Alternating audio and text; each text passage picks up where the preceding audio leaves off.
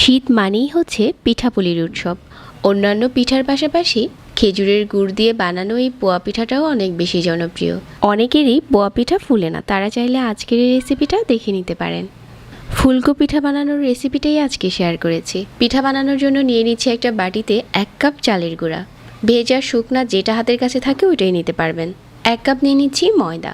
চালের গুঁড়া আর ময়দাটা আমি এক সমান দিচ্ছি, তাহলে পিঠাগুলো সফট হবে। 1/4 কাপ দিয়ে দিচ্ছি ফ্রেশ কোরানো নারিকেল, তাহলে পিঠার স্বাদ আরও ভালো আসবে। এটা অপশনাল, চাইলে স্কিপও করতে পারবেন। তারপর এখানে 1 কাপ গুড় দিয়ে দিচ্ছি। এটা খেজুরের গুড়, আমি আগে থেকে জাল করে গলিয়ে নিয়েছি। আর এখানে 1/4 চা চামচ দিয়ে দিচ্ছি লবণ। এখন সব কিছু একসাথে মিশিয়ে নিচ্ছি। মেশানোর কাজটা আপনি চাইলে হ্যান্ড উইক্স দিয়ে করতে পারেন, তবে হাতে করলে পিঠার রেজাল্টটা বেশি ভালো আসে। প্রথমে গুড়টা ভালো করে মিশিয়ে নিয়েছি।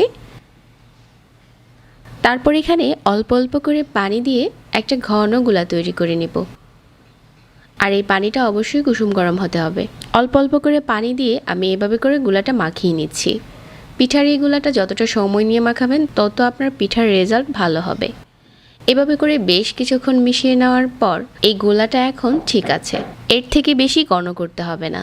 এই ঘনত্বটাই পিঠার জন্য একদম ঠিক আছে। তো এখন ঢেকে রেখে দিচ্ছি 10 মিনিটের জন্য। 10 মিনিট পর আমাদের পিঠা বানানোর জন্য গোলাটা একদম রেডি হয়ে গেছে। ঠিক এই পর্যায়ে আমরা পিঠাটা বানাতে চলে যাব। পিঠা বানানোর জন্য আগেই কড়াইয়ে তেল গরম করে নিয়েছি। আর সবগুলো পিঠা একই সাইজের করে বানানোর জন্য আর অনেক বেশি ফুলকো করার জন্য স্টিলের ছোট একটা ঢাকনা নিয়েছি। আর এটা ভালো করে তেলের মাঝে দিয়ে গরম করে নিয়েছি। আর এটার উপরেই পিঠার গোলাটা দিয়ে দিচ্ছি, তাহলে সবগুলো পিঠা ফুলকো হবে আর একই সাইজ হবে। এই বাটিটা এখন তেলের উপরে ছেড়ে দিচ্ছি পিঠার গোলাটা দেওয়ার পর। আর কিছুক্ষণ পরেই দেখা যাবে যে পিঠাটা ফুলে উপরে চলে এসেছে। তো এইভাবে করে পিঠা বানানো যেরকম সহজ, নতুনরাও চাইলে এইভাবে বানাতে পারেন। তো এপাশ ওপাশ করে এখন পিঠাটা লাল করে ভেজে নিচ্ছি। একটা পিঠা বানানো হয়ে গেছে। আর আজকে সবগুলো পিঠা এভাবেই বানিয়ে নেব। আপনি এই পোয়া পিঠার জন্য ঠিকঠাকভাবে গোলাটা তৈরি করলে আপনার পিঠাটাও খেতে দারুণ হবে আর বানাতে গেলে অনেক বেশি ফুলকো হবে।